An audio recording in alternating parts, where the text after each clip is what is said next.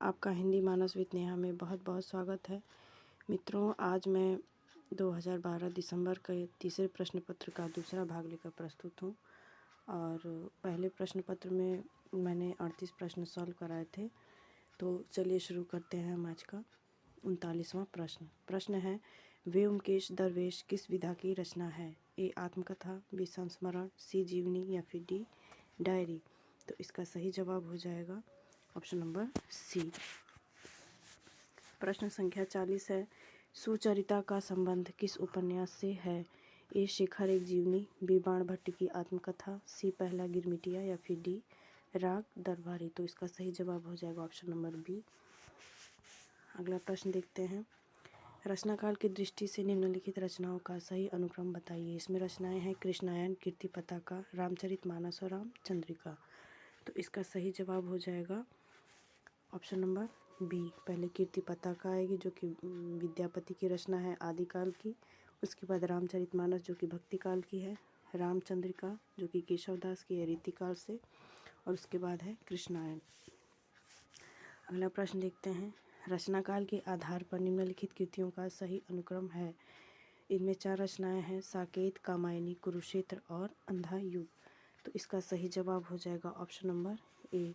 साकेत जो कि मैथिली शरण गुप्त की रचना है, कामायनी प्रसाद की रचना है, कुरुक्षेत्र रामधारी सिंह दिनकर की रचना है और अंधा युग धर्मवीर भारती की रचना है। अगला प्रश्न देखते हैं, रचनाकाल की दृष्टि से निम्नलिखित ग्रंथों का सही अनुक्रम है।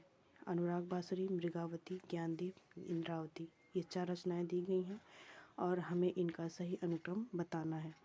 तो इसका सही जवाब हो जाएगा ऑप्शन नंबर सी। पहले मृगावती, उसके बाद ज्ञानदीप, फिर इंद्रावती, फिर अनुराग बांसुरी जो कि रीतिकाल की अंतिम रचना है नूर मोहम्मद की। अगला प्रश्न देखते हैं, अगला प्रश्न है, जीवन काल की दृष्टि से निम्नलिखित निबंधकारों का सही अनुक्रम बताइए। इनमें आचार्य शुक्ल, महावीर प्रसाद द्विवेदी, विद्यानिवास मिश्र और हजारी प्रसाद द्विवेदी, ये 4 दिए गए हैं निबंधकार और हमें इनका सही अनुक्रम बताना है। तो इसका सही जवाब हो जाएगा ऑप्शन नंबर बी। पहले आएंगे महावीर प्रसाद द्विवेदी, उसके बाद आचार्य शुक्ल, फिर हजारी प्रसाद द्विवेदी और उसके बाद विद्यानिवास मिश्र। अगला प्रश्न देखते हैं, रचनाकाल के आधार पर निम्नलिखित निबंध संग्रहों का सही अनुक्रम है। इनमें निबंध दिए गए हैं, निबंध संग्रह दिए गए हैं, अशोक के फूल, अर्धनारीश्वर, आत्मनेपद या फिर श्रृंखला की कड़ियाँ। तो इसका सही जवाब हो जाएगा ऑप्शन नंबर डी। पहले आएगा श्रृंखला की कड़ियाँ, उसके बाद अशोक के फूल, उसके बाद अर्धनारीश्वर, उसके बाद आत्मनेपद। प्रश्न संख्या 46 है, रचनाकाल की दृष्टि से निम्न उपन्यासों का सही अनुक्रम है। इसमें उपन्यास दिए गए हैं परीक्षा गुरु, निस्सहाय हिंदू, ठेठ हिंदी का ठाठ और देहाती दुनिया। तो इसका सही जवाब हो जाएगा ऑप्शन नंबर ए। पहले आएगा परीक्षा गुरु, फिर निस्सहाय हिंदू, ठेठ हिंदी का ठाठ और उसके बाद देहाती दुनिया। अगला प्रश्न देखते हैं, प्रश्न संख्या 47 है, रचनाकाल के आधार पर हजारी प्रसाद द्विवेदी के निम्नलिखित उपन्यासों का सही अनुक्रम बताइए। इनमें उनके उपन्यासों का सही अनुक्रम बताना है। जैसा कि पता होगा इन्होंने सिर्फ 4 उपन्यास लिखे हैं, तो उसके आधार पर इसका सही जवाब हो जाएगा ऑप्शन नंबर सी। पहले उन्होंने लिखा है बाणपट की आत्मकथा, चारुचंद्र लेख, उसके बाद पुनर्नवा और आखिरी है अनामदास का पोथा। ये मोस्ट है, इसे हम याद रखेंगे। अगला प्रश्न देखते हैं, रचनाकाल की दृष्टि से निम्नलिखित कहानियों का सही अनुक्रम है। इसमें 4 कहानियाँ दी गई हैं, 11 वर्ष का समय, दुलाई वाली, पंच परमेश्वर और दोपहर का भोजन। तो इसका सही जवाब हो जाएगा ऑप्शन नंबर ए। 11 वर्ष का समय जो कि आचार्य शुक्ल की कहानी है, दुलाई वाली बंग महिला की है, पंच परमेश्वर मुंशी प्रेमचंद की है और दोपहर का भोजन अमरकांत की कहानी है। प्रश्न संख्या 49 है कि रचनाकाल के आधार पर निम्न नाटकों का सही अनुक्रम है। इसमें भी 4 नाटक दिए गए हैं और हमें सही जवाब बताना है। नाटक हैं स्कंदगुप्त, झांसी की रानी, चंद्रावली, कबीरा खड़ा बाजार में। तो इसका सही जवाब हो जाएगा ऑप्शन नंबर डी। चंद्रावली भारतेंदु का है, स्कंदगुप्त प्रसाद का है, झांसी की रानी वृंदावन लाल वर्मा की है और कबीरा खड़ा बाजार में जगदीश चंद का है। अगला प्रश्न देखते हैं, प्रश्न संख्या 50 है कि रचना काल के आधार पर प्रसाद के निम्नलिखित नाटकों का सही अनुक्रम है। इसमें 4 नाटक हैं, चंद्रगुप्त, अजातशत्रु, राजश्री और ध्रुव स्वामिनी। तो इसका सही जवाब हो जाएगा ऑप्शन नंबर सी, राजश्री, उसके बाद अजातशत्रु, फिर चंद्रगुप्त और उसके बाद है ध्रुव स्वामिनी, जो कि उनका आखिरी नाटक है। प्रश्न संख्या 51 है कि रचना काल की दृष्टि से निम्नलिखित आत्मकथाओं का सही अनुक्रम है। इनमें 4 आत्मकथाएं हैं, मेरी जीवन यात्रा, अर्धकथा, क्या भूलूं क्या याद करूं और टुकड़े टुकड़े दास्तान। तो इसका सही जवाब हो जाएगा ऑप्शन नंबर, ये मित्रों मैं देख के बता दूं क्योंकि ये थोड़ा डाउटफुल क्वेश्चन लग रहा है। चलिए अगला प्रश्न देखते हैं। रचना काल के आधार पर निम्न कृतियों का सही अनुक्रम है। भारत भारती, रस कलश, उर्वशी और शंभु। तो इसका सही जवाब हो जाएगा ऑप्शन नंबर ए, भारत भारती, जो कि मैथिली शरण गुप्त की रचना है। रस कलश अयोध्या सिंह उपाध्याय हरिऔध के 1931 में लिखा गया एक रस के ऊपर उनका लिखा गया कृति है। उर्वशी दिनकर की है और शंभु देख लेंगे। 53 है, रचना काल की दृष्टि से निराला की निम्नलिखित कृतियों का सही अनुक्रम है। इसमें उन्होंने 4 कृतियाँ रखी हैं, तुलसीदास, परिमल, नए पत्ते और आराधना। तो इसका सही जवाब हो जाएगा ऑप्शन नंबर डी, पहले आएगा परिमल, उसके बाद तुलसीदास, उसके बाद नए पत्ते और उसके बाद आराधना। प्रश्न संख्या 54 है, रचना काल के आधार पर निम्न उपन्यासों का सही अनुक्रम है। इसमें 4 उपन्यास रखे गए हैं, राग दरबारी, धरती धन्ना अपना, महाभोज और झीनी झीनी चदरिया। तो इसका सही जवाब हो जाएगा ऑप्शन नंबर, इसका सही जवाब हो जाएगा ऑप्शन नंबर ए। सबसे पहले आएगा राग दरबारी, उसके बाद धरती धन्ना अपना, फिर महाभोज और उसके बाद झीनी झीनी बीनी बदरिया। प्रश्न संख्या 55 है, हिंदी भाषा के विकास का सही क्रम है। पाली, प्राकृत, संस्कृत, अपभ्रंश, या फिर संस्कृत, पाली, प्राकृत, अपभ्रंश। तो इसका सही जवाब हो जाएगा ऑप्शन नंबर बी, पहले संस्कृत थी, उसके बाद पाली आई, उसके बाद प्राकृत और उसके बाद अपभ्रंश आई। प्रश्न संख्या 56 है, स्थापना की गई है कि साहित्यिक सामूहिक अवचेतन का निषेध है। तर्क दिया गया है क्योंकि साहित्य में सिर्फ व्यक्ति मन की अभिव्यक्ति होती है। तो इसका सही जवाब हो जाएगा ऑप्शन नंबर बी, ए और आर दोनों गलत हैं। प्रश्न संख्या 57 है कि विषमता और दुख सुख का द्वंद्व विकास का मूलाधार है। तर्क दिया गया है क्योंकि समता से विकास असंभव है। तो इसका सही जवाब हो जाएगा ऑप्शन नंबर ए, ए सही है लेकिन आर गलत है। अगला प्रश्न देखते हैं। अगला प्रश्न है, स्थापना की गई है कि कला सामाजिक अनुपयोगिता की अनुभूति के विरुद्ध अपने को प्रमाणित करने का प्रयत्न है। तर्क है क्योंकि कलाकार सामाजिक अभावों के खिलाफ संघर्ष करता है।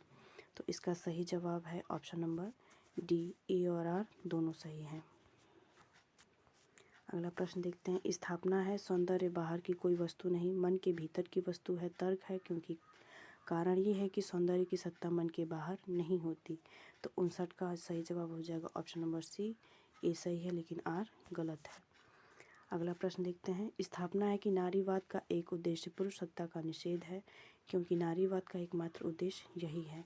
तो इसका सही जवाब हो जाएगा ऑप्शन नंबर ए, ए सही है लेकिन आर गलत है। अगला प्रश्न देखते हैं। प्रश्न संख्या 61 है कि प्रेम न बाड़ी उपजय, प्रेम न हाट बिकाय। तर्क है क्योंकि प्रेम 2 कौड़ी का होता है। तो इसका सही जवाब हो जाएगा ऑप्शन नंबर सी, ए सही है लेकिन आर गलत है। अगला प्रश्न देखते हैं। अगला प्रश्न है कि स्थायी साहित्य जीवन की चिरंतर समस्याओं का समाधान है। तर्क है क्योंकि स्थायी साहित्य का लोक जीवन की तात्कालिक समस्याओं से कोई संबंध नहीं होता। तो इसका सही जवाब हो जाएगा ऑप्शन नंबर सी, ए सही है लेकिन आर गलत है। अगला प्रश्न देखते हैं। प्रश्न संख्या 63 है। स्थापना है कि लोक हृदय में हृदय के लीन होने का नाम रस दशा है। तर्क दिया गया है इसीलिए साधारणीकरण के लिए कवि का लोक धर्मी होना आवश्यक नहीं है। तो इसका सही जवाब हो जाएगा ऑप्शन नंबर ए सही है लेकिन आर गलत है। अगला प्रश्न है कि स्थापना है भारतेंदु युग आधुनिकता का प्रवेश द्वार है। तर्क है क्योंकि भारतेंदु युगीन कविता में मध्यकालीन भावबोध का नितांत अभाव है। तो इसका सही जवाब हो जाएगा ऑप्शन नंबर ए सही है लेकिन आर गलत है। अगला प्रश्न देखते हैं। रस ब्रह्मा स्वाद सहोदर है क्योंकि रस में लौकिक विष्णु का सर्वथा तिरोभाव होता है। तो इसका सही जवाब हो जाएगा ऑप्शन नंबर बी ए सही है लेकिन आर गलत है। अगला प्रश्न देखते हैं। निम्नलिखित कवियों को उनके काव्य संग्रहों के साथ सुमेलित कीजिए। इनमें दिए गए हैं बालकृष्ण शर्मा नवीन, रामनरेश त्रिपाठी, मक्खनलाल चतुर्वेदी और सोहनलाल द्विवेदी। और ये इधर दिया गया हिम तरंगिणी, प्रवासी के गीत, हम विश्व पाए जन्म के, पथिक और भैरवी। तो इसका सही जवाब हो जाएगा ऑप्शन नंबर सी। अगला प्रश्न देखते हैं कि निम्न साहित्यकारों को उनके द्वारा संपादित पत्रिकाओं के साथ सुमेलित कीजिए। साहित्यकार हैं भारतेंदु हरिश्चंद्र, अंबिका दत्त व्यास, बद्रीनारायण चौधरी, प्रेमगन और बालकृष्ण भट्ट। तो भारतेंदु का कवि वचन सुधा हो जाएगा और प्रेमघन का हो जाएगा आनंद कादम्बिनी, ब्राह्मण हो जाएगा बालकृष्ण भट्ट का। तो इसके आधार पर इसका सही जवाब हो जाएगा ऑप्शन नंबर ए। 60 है। निम्नलिखित उपन्यासकारों को उनके उपन्यासों के साथ सुमेलित कीजिए। उपन्यासकार हैं भीष्म साहनी, श्रीलाल शुक्ल, राही मासूम रजा, शिव प्रसाद सिंह। तो हमें इनका जो उपन्यास है उसमें सुमेलित करना है। श्रीलाल शुक्ल का हो जाएगा राग दरबारी और राही मासूम रजा का हो जाएगा कटरा भी आरजू। तो इसके आधार पर इसका सही जवाब हो जाएगा ऑप्शन नंबर सी। अगला प्रश्न देखते हैं। प्रश्न संख्या 69 है। निम्नलिखित आलोचना ग्रंथों को उनके आलोचकों के साथ सुमेलित कीजिए। आलोचना ग्रंथ है रस मीमांसा, नाथ संप्रदाय, आस्था और सौंदर्य, हिंदी साहित्य 20वीं शताब्दी। तो इसका सही जवाब हो जाएगा ऑप्शन नंबर बी। अगला प्रश्न देखते हैं। निम्नलिखित पात्रों को उनके उपन्यासों के साथ सुमेलित कीजिए। गोबर, भुवन, महामाया, कुमारगिरी, जिसमें से गोबर गबन के हैं और महामाया हैं बाणभट्ट की आत्मकथा का। तो इसके आधार पर इसका सही जवाब हो जाएगा ऑप्शन नंबर ए। प्रश्न संख्या 71 है कि निम्नलिखित पात्रों को उनके काव्यों के साथ सुमेलित कीजिए। प्रियंवत, कमला, औशीनरी, नचिकेता। तो नचिकेता यहाँ पे आत्मजयी के पात्र हैं और इसके आधार पर इसका सही जवाब हो जाएगा ऑप्शन नंबर, इसका सही जवाब हो जाएगा, एक मिनट रुक जाइए, इसका सही जवाब हो जाएगा ऑप्शन नंबर बी। अगला प्रश्न देखते हैं। प्रश्न संख्या 72 है कि निम्नलिखित सिद्धांतों को उनके विचारकों के साथ सुमेलित कीजिए। अभिव्यंजनावाद, अभिजात्यवाद, अस्तित्ववाद और विखंडनवाद। तो विखंडनवाद के हो जाएंगे जैक देरिदा। तो उसके आधार पे हम इसका मिलान कर लेते हैं। इसका सही जवाब हो जाएगा ऑप्शन नंबर डी। प्रश्न संख्या 73 है। निम्नलिखित कहानीकारों को उनकी कहानियों के साथ सुमेलित कीजिए। फणीश्वरनाथ रेणु, अमरकांत, उषा प्रेमवदा और यशपाल। यहाँ पर मात्र एक स्त्री कहानीकार दिख रही हैं। तो इसके आधार पर इसका सही जवाब हो जाएगा ऑप्शन नंबर बी।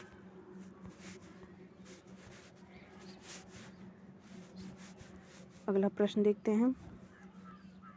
प्रश्न संख्या 74 है कि निम्नलिखित निबंधों को उनके निबंधकारों के साथ सुमेलित कीजिए। मजदूरी और प्रेम, जो कि अध्यापक पूर्ण सिंह का है, कुटज हजारी प्रसाद द्विवेदी का है, मेरे राम का मुकुट भीमराव विद्यानिवास मिश्र का है, लोभ और प्रीति आचार्य शुक्ल का है। तो इसका सही जवाब हो जाएगा ऑप्शन नंबर ए। अगला प्रश्न देखते हैं। निम्नलिखित उक्तियों को उनके लेखकों के साथ सुमेलित कीजिए। उक्ति है कि मैं उपन्यास को मानव चरित्र का चित्र समझता हूँ। बी है अधिकार सुख कितना मादक और सारहीन है। करुणा सेत का सौदा नहीं है, मनुष्य ही साहित्य का लक्ष्य है। मित्रों, ये आज का आखिरी प्रश्न है इस प्रश्न पत्र का और इसका सही जवाब हो जाएगा ऑप्शन नंबर ए। तो मुझे आशा है कि इस वीडियो से आपको अपनी तैयारी करने में बहुत ही सहायता मिलेगी। मिलते हैं अगले वीडियो में, तब तक बने रहें इस चैनल पर। इस वीडियो को ज़रूरतमंद के पास ज़रूर शेयर करें। मिलते हैं।